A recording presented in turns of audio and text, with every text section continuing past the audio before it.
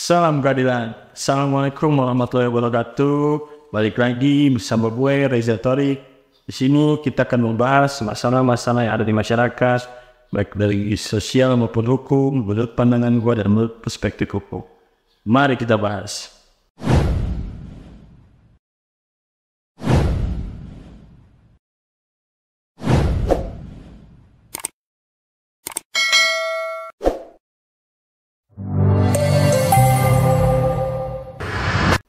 Halo teman-teman semua, apa kabar kalian hari ini? Semoga kalian sehat, tidak kekurangan satu apapun. Hari ini kita akan membahas masalah yang sedang viral, yaitu terkait dengan pembunuhan anak di bawah umur.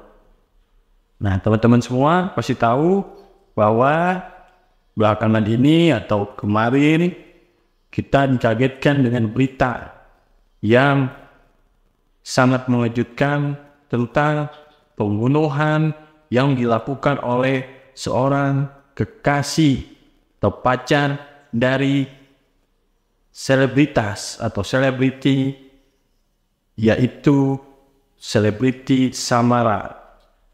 Nah, gue kutip dari berita TB News. Polisi menjelaskan kronologi tersangka YA membunuh anak artis Tamara Syamara. Pembunuhan itu dilakukan dengan cara menenggapkan 12 kali tubuh di tubuh D di kolam renang daerah Jakarta Timur. Durasi membenamkan tubuh korban selama 14 detik, 24 detik, 4 detik, 2 detik, 26 detik, 4 detik, 21 detik, 7 detik, 17 detik, 8 detik, 26 detik, 54 detik. Ini ujar Direktur Reserse Kriminal Umum Polda Metro Jaya.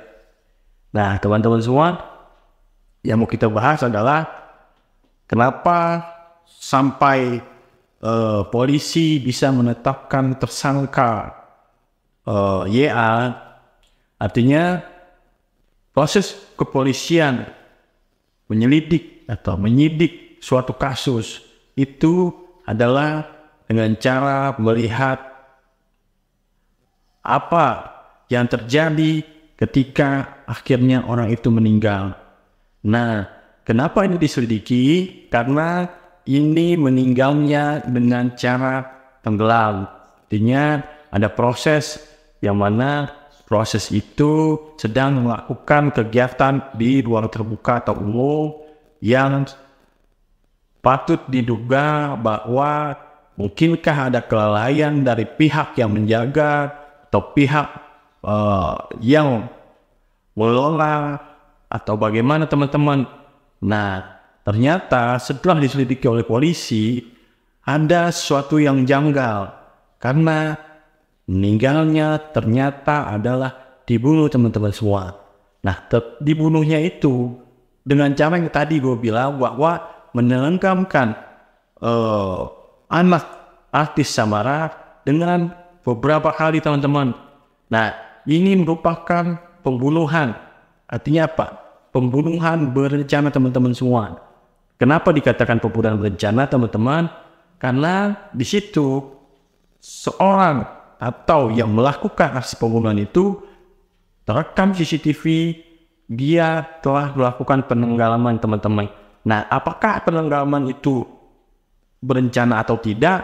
Itu yang masih kita akan telusuri lagi atau polisi akan selidiki lagi. Kenapa bisa dikatakan berencana? Untuk saat ini polisi mengatakan bahwa pembunuhan ini berencana. Karena apa, teman-teman semua?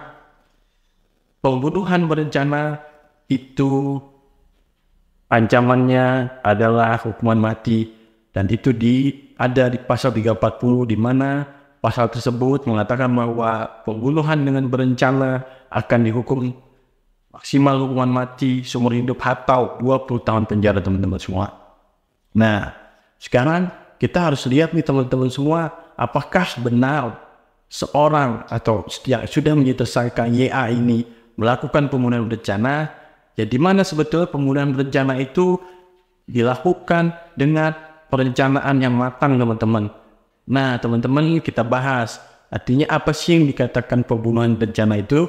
Nah, pembunuhan berencana adalah pembunuhan yang sudah direncanakan terlebih dahulu, artinya sudah dipersiapkan terlebih dahulu dengan matang dan dilakukannya dengan tenang. Artinya semua persiapan untuk melakukan eksekusi pembunuhan itu sudah dilakukan, sudah dipersiapkan jauh-jauh hari atau sebelum dilakukan eksekusi. Nah, beda hal teman-teman ketika orang atau dia tidak sengaja melakukan pembunuhan teman-teman. Seperti dia terbawa emosi, akhirnya dia melakukan penusukan, akhirnya dia melakukan pemukulan. Namun yang kita lihat adalah sekarang di mana posisi kolam renang itu dia sedang melakukan aktivitas berenang dan bisa dilihat dari CCTV bahwa terjadi pembiaran teman-teman. Terjadi pembiaran atau ditenggelamkan teman-teman. Nah, itu bisa dikatakan bahwa semua yang sudah dilakukan itu sudah dipersiapkan jauh-jauh hari. Karena posisinya itu tidak dilakukan secara refleks atau dilakukan secara dadakan teman-teman. Beda hal, saya kasih contoh misalkan dia sedang cekcok, habis itu ternyata dia mengambil suatu benda tajam atau benda tumpul, dia pukulkan atau dia tusuk, itu bisa dikategorikan pembunuhan tidak berencana teman-teman.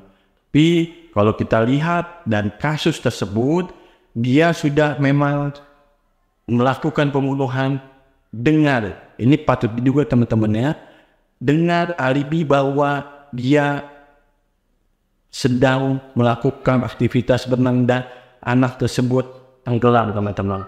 Dari situ saja sudah dilihat teman-teman, kenapa ketika dia lakukan pembunuhan itu, dia melakukan itu di kolam renang dan dia bisa berdalih bahwa anak tersebut sedang berenang dan tenggelam teman-teman.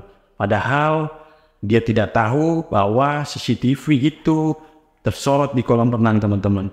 Jadi polisi sedang menyelidiki apakah motif ini benar berencana atau memang pembunuhan secara tidak berencana.